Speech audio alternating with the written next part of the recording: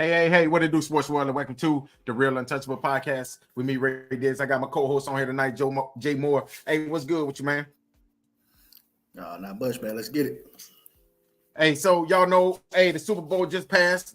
We had technical difficulties, so we weren't we weren't able to come on after the Super Bowl, but that's what we here to discuss.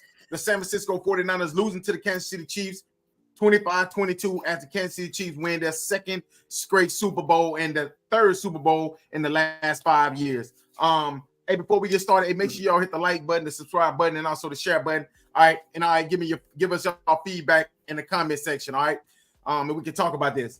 But hey, we're gonna go through this thing, and we're gonna talk about what happened in this game with the Kansas City Chiefs defeating the San Francisco 49ers 25-22. I'm gonna let Moore start it off with what he think happened in this game, and then I'll come behind him and give you all my opinion on what I thought happened in this game.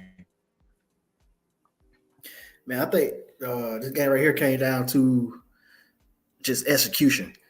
I don't think that the 49ers do a good job executing really down the stretch of that game. I think probably mainly in the third quarter, that's when they really didn't execute. They had multiple chances, opportunities to really take advantage of the game and just blow it open. Especially coming out halftime, you got Pat Mahomes. He throw a pick, your first drive. Even when you go back, for some reason, I ain't really heard nobody talk about with Chris McCaffrey. 49ers come out really blowing the Chiefs off the ball, running however they wanted to run, making the passes they need to make on that opening drive. Chris McCaffrey come out, fumble, kills that whole drive, right? But I ain't heard nobody talk about that. Chris McCaffrey, for some reason, it's like that play didn't happen for them, and to me, that was a big drive. It would have made an opening statement. And then, I believe they went 0-0 going into the second quarter. And then pretty much from that point, I believe the mistakes really from the 49ers not capitalizing. You got muff punts. Well, not really a muff punt. The person didn't even get out of the way of the ball. The punt returner tried to get the ball, right? But then when you actually look at it, I know you got a lot of people saying Kyle Shanahan kind of blew this game, but I don't think this one was on Kyle right here, man. This right here was just strictly on the players, just not coming out there ready to play, not executing. They all pro, supposed to be the best tight end in the game right now. This year, they say. He didn't show up. He didn't show up at all in this game. But the key thing I think really turned this game around when Greenlaw got hurt. When Greenlaw got hurt, I think that pretty much killed this game right here. That changed a lot of momentum because they showing highlights where they got even Pat Mahomes over there looking. Hey, 57 just got hurt. 57 just got hurt. Hey, look, he just got hurt. Like they knew what time it was. When 57 went out that game and they put Burks in 48, he didn't make like. Hey, that was like 90 right there. That wasn't a good player to have in the game as a backup. I know Fred Warner is pretty good. I actually thought he was a lot better than what I've been seeing. But after Greenlaw went out, it really made me wonder, like, is Fred Warner that good or is it Greenlaw? Because, Fred Warner get all the credit. But at the end, Kyle Shanahan ended up taking the ball to start overtime. I don't think that really impacted the game. You got NFL players coming out saying they didn't know their rule, which, you're an NFL player. You get paid millions of dollars. You should know a simple rule of overtime, especially when it was broadcast as big as it was back then. So I think Pat Mahomes just at the end, he ended up winning the game like he was supposed to. You come out there, you keep kicking field goals against Pat Mahomes, Tom Brady, Aaron Rodgers, those type caliber quarterbacks. That's what you're going to end up with. Yeah. All right. So, yeah, I agree with a lot of what you said. But I will say, yeah, Greenlaw, it was big that he got hurt. But the San Francisco 49ers was dominating this game. They was dominating the game. And then it was like that punt. It was like deja vu happened again. How it happened last year when the Philadelphia Eagles game. Okay, when the Philadelphia Eagles was dominating the game, they was driving up 14-7. They was driving again. And then all of a sudden, little hand Jalen Hurts somehow just fumbled the ball. Nobody touched it. He just fumbled the ball and then they run it back for a touchdown. Same thing here. They was being dominated. San Francisco getting ready to get the ball back, putting that offense back on the field, and somehow the football gods jump in again, and then this guy somehow touched the ball, and then Ray McCloud, instead of him jumping on the ball, he tried to pick the ball up, which they teach that in Little League, high school, junior high. You see, they teach that never try to pick the ball up when a lot of people are around, because that ball is going to be bouncing all around. So the best thing to do is, it's just like on kick, it's just like an onside kick. Try to jump on the ball and try to recover the fumble. Like, stop trying to pick something up. Like, I don't understand. I honestly feel like the San Francisco team was unprepared all the way around, because you got players saying that they didn't know the overtime rule. If the fans know the overtime rule, how the hell the players don't know the overtime rule? Okay, that's one thing. Then you got players calling out other players. The offensive line was terrible. Well, at least the middle of the offensive line was terrible, because Chris Jones, my MVP, I say that he won MVP. Him or either the kicker should have been the MVP, because he wrecked the whole 49ers game plan. Okay, when they needed a play, I'm talking about them down 10-0, or them down 10-3, 10-6. I'm talking about when the 49ers had a drive going, who pretty much ended their drives. It was a batted pass by Chris Jones, or stop behind the line of scrimmage by Chris Jones. It was like him and number 69 pretty much was dominating the guards for the San Francisco 49ers. And then another thing I feel like San Francisco had all the momentum. They came out there after halftime, up 10-6. They get an interception. That right there was the game changer of the whole entire game, really. When they didn't get a touchdown or a field goal, which I said this right here before, just like you said, you kick field goals against quarterbacks like Dak Prescott. You can win with kicking field goals against Dak Prescott. You can win against Justin Herbert, but against Joe Burrow, Patrick Mahomes, really Josh Allen, you know what I'm saying, Aaron Rodgers, you cannot win kicking field goals against these dudes. Like, you got to make touchdowns. And I'm going to be honest, Kyle Shanahan really messed up in overtime. I get this mindset, but I put Patrick Mahomes on the field first. And I see what he's going to do, which I think he's going to score. Now I know what we need to do. But if you give him the ball second, it's pretty much a wrap. Especially, but I also want to show y'all two plays that I feel like also decided this game. I'm going to give y'all two plays that decided this game. This right here is the first play. Now look at the way this dude pretty much tackled Joey Bosa. And if you look at this right here, wait. This right here was a turning point in the game. This right here, actually, they was down 16-13 when this play right here happened. Okay, now you might say that wasn't a holding, but bro, it's a holding. It was. It's not a holding because he spent there to him. The way he spent, it just stopped. Let's look at this play. Look. Okay, so he grabbed the man and pretty much tackled him. That's not a holding.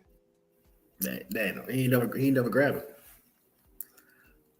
Okay, all right. So this right here wasn't a holding as well then. Okay, this right here wasn't a holding as well then. As he holding the man. It should have been. Wait.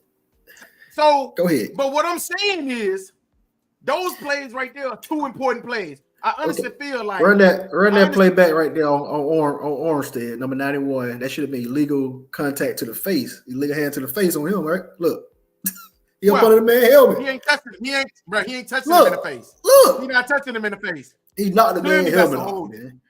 Clearly, that's a hold. Oh, who?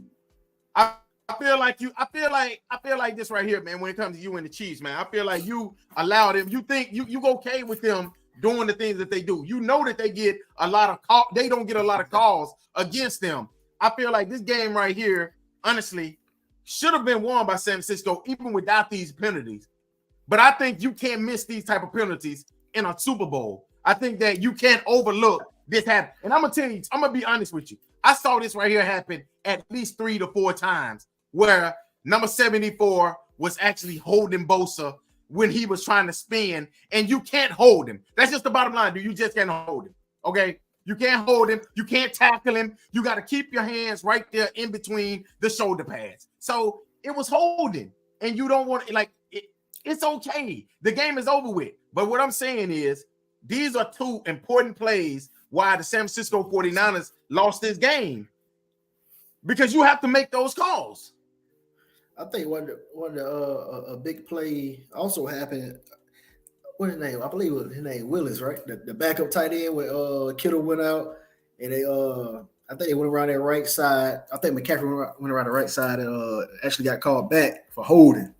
I think that was one of the biggest plays. I think that was after the interception, if I'm not mistaken. No, I know the one you're talking about. You talking about the one in overtime? I don't think it was overtime. No. Because it was when Kittle went out. Oh yeah, this right here was in overtime. You talking about the play that was in overtime? So Kelsey went out. Not Kelsey. Kittles went out the game. And it was the play before he came back into the game. Is when dude actually hold number 9. Number 9 held the guy, and that wasn't even Christian McCaffrey. I don't think ran that ball. That was actually Elijah Moore or somebody. It was somebody else, number 25, that actually carried the ball for that first down. And then that really ruined the whole drive because that play would have been a first down. So it's like San Francisco can't make no excuse for them. They shot themselves in the foot all night. Then Trent Williams have a holding call too after the what happened Trent after Williams the had a holding call. Somebody it was like 2 calls back to back, right? Hey, Trent Williams had a holding call and he had a false start. Yeah, like back-to-back plays. On the same drive, back to back. So on that play right there, honestly, on that drive right there, that was the drive right there that they needed. They needed that drive there because if they got that drive, that right there would have really put Patrick Mahomes at a disadvantage. Like this right here would have put him in a situation with 2 minutes to go it probably would have been the fourth quarter. Because it would have probably been, it would have been still the third quarter, but he would have had, oh man, I got to come back from 17 to 6 down. But when they muffed that punt, that right there was the mood swinger. That right there was the momentum changer, and it pretty much changed the whole outcome of that game. Because then Patrick Mahomes at the 11-yard line, he leave. I don't know how Steve Wilks still have a job today, because I think that was another thing. One defensive coordinator was on point. The other defensive coordinator was pretty much terrible when he needed to be needed to be average. I think they did exactly what you said they should do. Try to take Travis Kelce away, which they both ran to Kelce on that play, leaving this man wide open for a touchdown. So, it's a bad situation, but hey, you ain't let Travis Kelce catch it. They didn't let Travis Kelce catch it, but they also let somebody caught it for a touchdown. And the more I look at the San Francisco 49ers wide receiver, I'm just thinking to myself, like, man, the more I look at these plays, I'm like, man, these dudes are wide open. But it's like Brock Purdy just couldn't see over the defensive line or something. So it's kind of like, I don't know. Like, but all I his passes getting batted a lot down. of times too. Yeah, they was locked up a lot of times, but it was a lot of times where they was there. They was wide open, but he just didn't see. Oh, yeah. It's a few big plays that were wide open, man. But sometimes he just didn't have time because you got Chris Jones back there, you got Ferrell back there, you got Pernell back there. Like he ain't had that much time, honestly. I know a lot of people keep saying they lost the game by not giving Christian McCaffrey the ball. Like that man had the ball about 30 touches, right? All together, he had a lot of touches. Yeah, he had a lot. He had like about 28. I think he had 8 receptions and 20 carries. But at the same time, you're not getting that many yards off those carries because they blowing up the middle. But Kyle Shanahan is known for the stretch. He love to stretch the ball with the running back. But they blowing the ball like the linemen are carrying their offensive line to the sideline and blowing the play a lot. Then you got your DBs coming up. They blitzing sometimes. I think they were just making a lot of plays. I think we're just not giving the Chiefs enough credit defensively and saying what Brock Purdy did and didn't do. But at the same time, this defense has shown us all year that they can kick. Like a lot of people said, if the Chiefs win this Super Bowl, it'll be because that defense carried them to the Super Bowl. But now that they got there, and they play, you know, good defenses back to back, it's like people just taking out of account of how good the Chiefs defense has been all season. Like that's my thing. Like it's like people don't forgot about McDuffie. This like McDuffie plays some. He plays some great ball. I thought he was about to lose the game when he got called for that holding. I believe on 3rd 13 or 4th 13, something like that. Late in the game, I think was it overtime or late in the fourth. Because the game it would have been over then. Because when they would have kicked that ball and Pat Mahomes would have got the ball, then the game's still over. So I mean, we can sit here and say, you know, Brock Purdy didn't take advantage of a lot of opportunities, and the Chiefs, the 49ers and Kyle Shanahan didn't take advantage of a lot of opportunities. But at the same time, look what this defense did to Josh Allen. Look what they did to two of them. Look what they did to your MVP Lamar Jackson. So let's not, you know, I ain't gonna put too much blame on Brock Purdy because it's not like they didn't do this to every defense. I mean, every offense. You know, Josh Allen, they did get out running pretty strong too. But at the same time, the 49ers had a lot of momentum killers. They had a lot of drive stoppers, especially when you start off with Christian McCaffrey, the offensive player of the year, and he's the one that fumbled the ball when he really never fumbles. Like, that's a big blow. And also, I just feel like that the Kansas City Chiefs, the San Francisco 49ers, okay, I just think all defenses are like this. I think all defenses are pretty much scared of Patrick Mahomes when he runs. It's like they don't want to hit him. When you got Patrick Mahomes with 66 rushing yards, it's like they're scared to hit this dude. But this is the thing, though. I bet you any kind of money, the Kansas City Chiefs defense ain't scared to hit no quarterbacks. You see how hard they was hit Brock Purdy? So this is why I don't understand with these defensive coordinators. Like, tell your defensive player, hey, listen, we get a penalty, cool, but I need you to hit his ass when he run the ball. Like, you stop trying to run by him and try to, because Patrick Mahomes is a big quarterback. They act like this dude is one of them little, like he Brock Purdy. Like, Patrick Mahomes is a big quarterback. He's hard to take down. You got him with 66-yard rushing. That's going to kill you. Then you have Mecole Hardman. He got 57 yards, including the winning touchdown. That right there is bonus yards. You got Justin Watson with 54 yards, bonus yards. So I'm just like, bro, you're going to lose every time if you let these two kill you, especially Mecole Hardman. If you let Mecole Hardman kill you, you definitely going to lose. Okay, then on top of that, you had think about all the fumbles that they had that they recovered that they recovered. Okay, the Kansas City Chiefs had 5 fumbles. They recovered 5. I mean, they had 6 fumbles, but they recovered 5 of them. The San Francisco 49ers only recovered 1. So the ball was bouncing right back to the Kansas City Chiefs. And then when you just look at their defense dominated. I told people this. Chris Jones wrecked the game. He pretty much wrecked his entire game. And that's why I feel like that this team won. Like you say, Fred Warner didn't do much. I mean, it's only so much he can do. He had 13 total tackles, 9 solo tackles, and then he was running around trying to guard Travis Kelce. Like, shit, I mean. Yeah, that ain't work out. It worked out for the first half. It worked out when they was like, when they defense. I feel like if they had a safety trying to spot with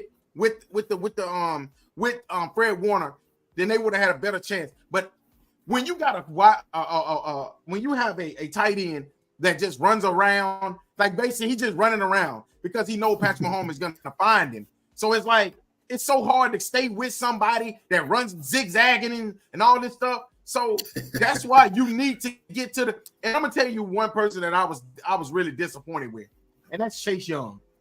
I'm looking at Chase Young's stats. He had 1 sack. Yeah, that dude had 2 tackles. That dude is slipped the quarterback after that 1 sack. In the first quarter, he had that sack. And he didn't have no more after that. It was like, I'm looking at this dude, and I'm like, bruh, what are you doing? I told you who he reminded me of. He reminded me of Clowney. He's the Clowney 3.0. He's very talented, but their motor is so weak. If Chase Young comes out here and dominate, while Bosa dominate on the other side, dude, they dominate this game. And then you have Armstead dominate on a 1 leg. He was pretty much having a hell of a game on 1 leg. And this dude, Chase Young, got both his legs, and he still couldn't do nothing. Like, I don't get this dude, man. Like, and I'm going to tell you what happened in this game also. Chase Young cost himself so much money. And the reason why I say he cost himself so much money is because dude could have made himself so much money by dominating this Super Bowl. If he came out here in this Super Bowl as he come up on free agency, if he came up and say he had 3 sacks, somebody gonna pay this dude off of just this one game. They're gonna be like, man, that dude, y'all see Chase Young? Boy, Chase Young was dominating. Yeah. Now I seen him. Now, I mean, they looking now. They like, bro, this dude got a low motor. Like, you know what I'm saying? We didn't even know he was in the game after the first quarter. I don't even know if he played. I forgot about him, to be honest. That's what I'm saying. Like, he didn't even play. Hell, Randy Gregory did a little bit more than he did. At least we heard Randy Gregory name up. And then the one thing that they all try to do was, it's like they all try to tackle. They all try to arm tackle Patrick Mahomes. You can't arm tackle. You can't arm tackle this dude. A lot of time be looking like, man, why they knock this man head off? I don't know if he like tricked him, like think he about to slide, he about to go out of bounds. I don't know if he's faster than what we think. Like, you know, on TV, he might be moving a lot faster and real actually on the field than what we see it on TV. I don't know, but the reason why they don't be trying to knock his head off, I don't understand. Like a lot of them, they get beside him and run. Like, I don't know, man. It's hard to understand why they don't be knocking his head off. And that's why I said, and like I said, Greenlaw going out, that was big. Greenlaw was definitely big because Greenlaw was laying that wood. He was hitting them boys hard. But if you think about it, the Ravens, who was it? Pat, which one of the Ravens linebackers said something like that? Like they come to the game to actually hit Pat Mahomes, and everybody else scared to hit him, this and that, and hey, he took out running on them too, and they tried to hit him. So it must be a lot harder than we think. And I think one of the key plays too on that run, I believe, was 3rd and 4, when he went around that left side late in the game and took on like 3 defenders and got the first down on the run. Like they should have knocked it out then, but like that was a big play. They kept the chain on that play, went down there and scored. That was a big play. The 4th down and 1 play was a big play. When all you have to do is just stay in your lane. Hey, the linebacker had Kelsey, so all they had to do is stay. And that right there was, I'm gonna tell you, I watched that play again. It was Nick Bosa's fault. Nick Bosa, because like I said, I think Nick Bosa, I don't think they be talking. I don't think they listen. Yeah, I just think they run around. I honestly don't feel like they listen to the defensive coordinator, Steve Wilks, man. I'm just being honest with you. But Steve Wilks, I just think dude just out there. Yeah, but if you think about it, that same play right there really set up that touchdown. It did. Yeah, it's the same kind of motion. It was the same kind of play motion, dude. Where they bring, because they brought Travis Kelce around. You know what I'm saying? So even if Patrick Mahomes didn't run it, he could have threw it to Kelce, even though Kelce was guarded. Well, I guess number 48 was there, but I don't know if he would have broke it up. But you cannot let he could have threw it early. You just cannot let Patrick Mahomes get that first down. And honestly, on that drive right there, this is the thing that got me on this drive. This right here, I knew that the game was over with. Okay, the first play when they ran back, when Scandry ran back. Okay, it was 2nd down and 14. What defense did Steve Wilks call? This dude called a prevent. I'm like, bro, do not call a prevent. He called a prevent. And what did Patrick Mahomes do? Dumped it down for 8 yards. So now he done got 8 yards of that 14 back. 8 or 9 yards of that 14 back. And then what did he do on the next play? He got down there to almost the first down. That really what got it to 4th down and 1. So I'm just like, man. And then even on one of the other defensive plays, Steve Wilks was getting ready to blitz, an all-out blitz. Kyle Shanahan called timeout. Get a timeout. No, like, do not do an all-out blitz. You're not gonna. And then even on a 3rd down, it was like 3rd down and long. This dude did an all-out blitz, and I'm like, and I think if I'm not mistaken, that was a long play. It was like, man, I think that Steve Wilks, honestly, I don't think he's the right guy for this defense. You know what I'm saying? I think he need to go to Atlanta or you know what I'm saying, Arizona Cardinals. He need to go, he need to go somewhere like that. He don't need to come back. He don't need to be he don't need to be with the San Francisco 49ers. Like with how talented their defense is, they need an energy coach. They need somebody like the DeMeco Ryan or the coach that came from the coach that went to the Jets. They need an energy coach. This dude don't have no energy. He didn't make no kind of adjustments in this game. So it's kind of like, dude, like, what are you doing? Like, I don't know how they can bring him back next season. Okay. Can you blame him in this game, though? When he technically, how many points they actually gave up? About 16? Most of them field goals. Moody had what, three field goals. So he had a lot of stops. So at the same time, I think when you go into this game, the Kansas City Chiefs scored 30 points like 3 times this whole year. I think coming into this game, if I'm Kyle Shanahan, and I'm telling Brock Purdy, I'm telling Chris McCaffrey, I'm telling Kittle, Debo, hey, the magic number is 30. We get 30 points, we win this game. Because you get anything under that, as you done seen all year, you're not gonna win in those close games because that defense gonna keep you in check enough to keep Pat Mahomes in the game to come down there and make a play towards the end of the game. Hey, you gonna always lose that. Now, if you get 30 points, if you really think about it, that's the recipe the whole year of beating the Kansas City Chiefs.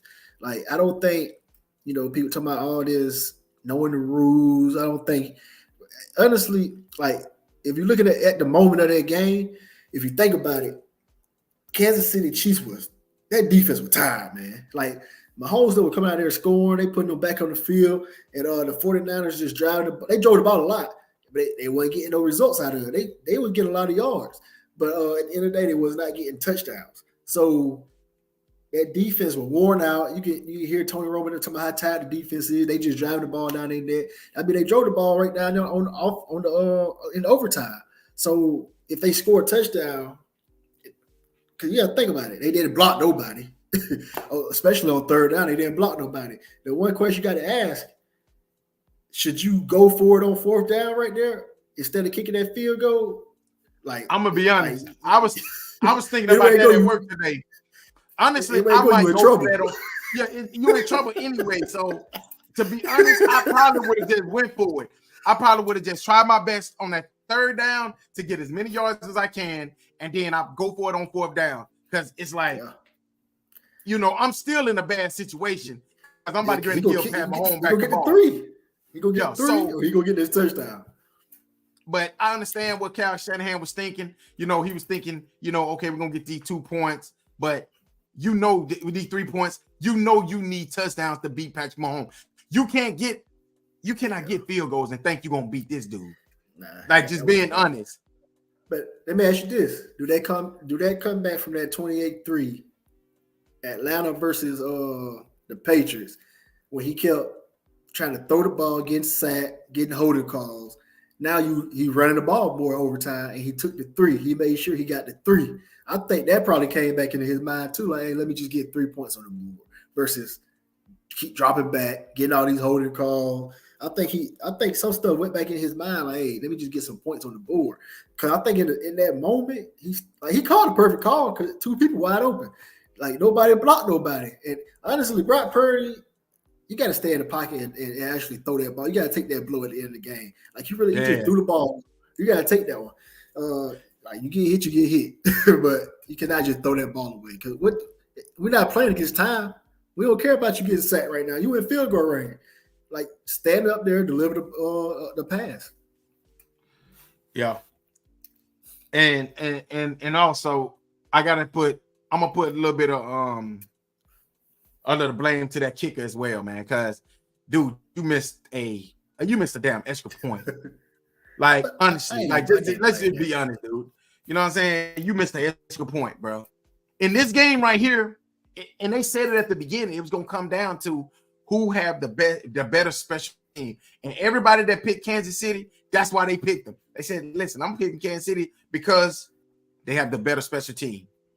And it came out that special team ultimately decided this game. Muff punt, and then, miss extra point. But you got one job in the NFL, and that's all you doing is kicking field goals. Dude, it's no way that you allowing them to block that kick. Yeah, I mean, hey, they made a good play, man. and that's what I'm saying. Like hey, everything that did go wrong. All I kept thinking about it, when they missed that kick, if they what you said, hey, if this game within 4 points, It was over with. All I knew was over with. Yeah. If they would have got that kick and they had a 4-point lead, I think 49ers would have won. But I'm gonna tell you, it ain't no guarantee that though. Because Patrick Mahomes was driving at the end. But at the same time, I don't think Kansas City kicked those. I think they kicked 2 field goals late. I think they go for it instead of kicking those field goals at the same time. But they kicking field goals because the 49ers really not scoring touchdowns. So they only kicking field goals because that's all they need. They know, hey, let's keep kicking these field goals, and at the end, we're gonna have a chance to win this game. Because honestly, on that third down, I think they kicked that last field goal. They should have had that first down there. We were like 2 minutes left. That would have ended the game right there. That's the ball guy. All you gotta do is convert right there, and Brock Purdy didn't step up and make a play. I can't. What happened on that play? He almost got sacked, right? He threw it. No, the ball got deflected. Yeah, they got deflected. I think McDuffie. I think McDuffie hit that ball. That's the one. McDuffie hit the ball off that corner blitz, off the slot blitz. Yeah, they just This so game where's right here Debo? Where's Kittle? You got Debo. I believe you were passing it to Jennings. Kittle had 2 catches for 4 yards. Man, Kittle ain't did Debo had 3 catches for 33 yards. So they basically combined for like 37 yards. For nothing. You know what I'm saying? Debo always hurt. They combined for 5 catches for 37 yards. And like I said, Brandy Ayuk, that motherfucker had 3 catches for 49 yards. He was wide open a lot. You know what I'm saying? And that's right there why I feel like I'm like him. I pissed off too. Because like y'all don't give me the ball. You know what I'm saying? Like, bro. When you put on IG? It's pretty much the last game in San Francisco. What he said, don't forget what you got or something like that? He pretty much, man, his girlfriend pretty much said that he pretty much done with San Francisco. So I mean, everybody say that until they they throw the money at him. But San Francisco, I just don't know, man. Even though I think they can be back again next year, but yeah, I think this right here was really their best chance. That was really a good chance for them to win a Super Bowl. Now, can they win again? Can they get back here again next year? I think they will be back in the area next year because I mean the NFC ain't getting no better. Like it ain't like it's gonna be a team that's gonna come up. Now the Detroit Lions gonna be up there. Detroit Lions is coming. I think that the Cowboys will be better next year. I think they'll be pretty good, until they get to the playoffs. It depends on who the Arizona Cardinals, what type of wide receivers they get. When Kyler Murray come back, like they can be pretty good next year. Who else? A lot of things going to depend on the quarterback next year, especially in NFC. It's a lot of, because you got the Falcons, man. We can go out there and get a draft up, trade up in the draft and get an elite type quarterback. We got the weapons. I don't know how good Raheem Moore is going to be, but I believe Zach Robinson. I think he'll be a good offensive coordinator. So if he is actually able to go out there and get a good quarterback with the weapons we got, I think the Falcons could definitely make some noise. I've been seeing some rumors about Baker Mayfield. I don't want no Baker Mayfield. And like I said, I'm looking at the 49ers roster right now. They got a real young team. Like it ain't like they got a lot of old players. Like these are really young players that they got on this team. So can they be back again next year? I think. They ain't got to pay Brock Purdy till after next year. Yeah, so they still got players that they got coming back. So I think this team right here in Kansas City, it depends on what Kansas City do in the all season. They main focus need to be on Chris Jones because I just got this feeling that somebody gonna throw some money at Chris Jones. Will he take it? He might take a hometown discount and stay in Kansas City. Or if you offer me $50 million and then you got other teams offering me $80 million, do you take that $30 million discount to come back and possibly try to get a three-peat? See, that's just like telling I'm not taking it. You know what I'm saying? I'm not taking no $30 million pay cut. That way you got 2 rings. Yeah. So and he got 3 rings. So Chris Jones got 3 rings. So it's kind of like maybe Tyreek could have took one because he only had 1 ring. He need at least 2. So but you got this guy right here. I just don't know if he gonna take that. I don't know if he gonna take a $30 million pay cut, because they saying that one of the teams that's gonna be after him is gonna be the Houston Texans, and they can offer him up to $80 million guaranteed. And it's gonna be other teams that try to get him away from Kansas City. Yeah. Now it's just so often in football for some reason, man. When those teams offer those players all that money, they get to those teams to be sorry, man. So yeah, some players just need to stay where they at. They reach for that money and it don't work out how they think. But I think the Chiefs, they're young too, so I definitely think they gonna be back at least in the divisional round, playing for the AFC Championship type game. So I don't know how far they'll make it. They always catch up to you, but by not having enough talent, they got to go out there and get better at wide receiver. You got some options out there. I don't think they're gonna be able to make a run at Mike Evans like people want them to, because they still got to pay other players. You got multiple players making all pro. You're gonna have to pay. Like, I don't even think Hammond Duffy got paid. None of them ain't got paid. What kind of contract he playing though? Like, those players going to get paid sooner or later. I know they talk about restructuring Pat Mahomes' deal to make enough room to start getting some of these people, which I believe Pat Mahomes would definitely do this offseason, because he won a 3-peat. So he go do what he got to do to get to be in contention for that 3-peat next year. So we'll see. Yeah, I think I know he wants that 3-peat, but I think it's gonna be real, real hard to get that 3-peat. That 3-peat hard. Because I remember watching the Patriots trying to 3-peat, and I ain't gonna even lie. Like, it was just like, dude, hey, that 3-peat is difficult to get. Because now everybody's gonna be really shooting for you. You know what I'm saying? Yeah. Like, everybody gonna be shooting for you that next year, because they gonna be, when I say shooting for you, I mean targeting you. You know what I'm saying? So that's the same thing that they did to the Patriots when they was going. But in the Chiefs situation, it's kind of weird, because if you think about it, they're the defending champions, right? But when you came and saw them this year, nobody thought they was going far too much, except for people that's really Chiefs fans and Mahomes fans. Because when you start looking at it, they doing all these dropping everything. I think Chris Jones ain't show it to week 2 or something. He waited for his money. He sit up there in the crowd watching the game. Like, they had a lot of stuff going on to begin the game, the year. Tony just dropping everything, like receivers dropping passes left and right. Kelce was dropping a lot of passes. His mind all over the place. So I think they kind of flew under the radar until towards the end of the year, and then you come in as the 3rd seed, and like, nobody really thinking about you at the time, because you got to go on the road. You had Miami at home. It's freezing cold. Nobody counted. Everybody knew Miami have a chance playing in that cold already. Then you go to Buffalo. Some people thought you probably beat Buffalo. Now you go on the road, you beat Buffalo. Now you go on the road to beat the Ravens. So I don't think a lot of people was actually gunning for them this year, even though they're the defending champions, which is weird. But they played so bad throughout the season, especially on the offensive side of the ball, that nobody expected much from them. Now, I want to know, like, would it be the same thing next year? Would they go into next year kind of as the underdogs? You know what I'm saying? Because they don't got no big names, and then they showed like you kind of control Kelce, which he still had a great year as for a tight end, but we're used to bigger numbers, more touchdowns, right? But he still had a really outstanding season. So, to me, would they be able to go up under the radar and kind of ease their way into it next year? But you got to watch out for the Chargers. Yeah. So, yeah. Yep. All right, man. Anything else you want to say? Like I said, the Kansas City Chiefs defeats San Francisco 49 25-22 to win their 2nd straight Super Bowl next year. They'll be going for a 3-peat.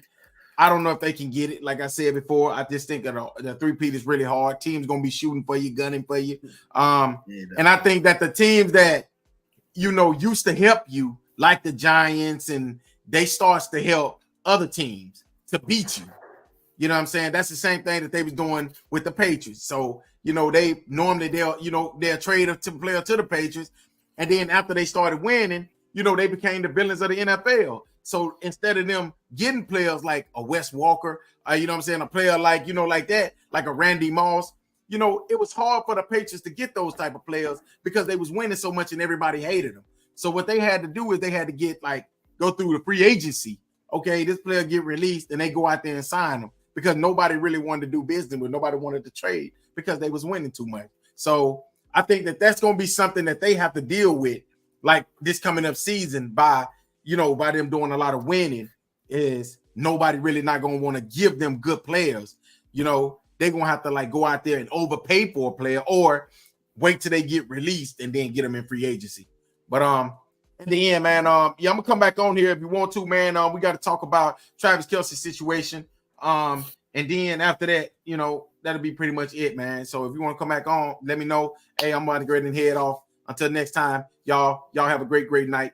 Peace.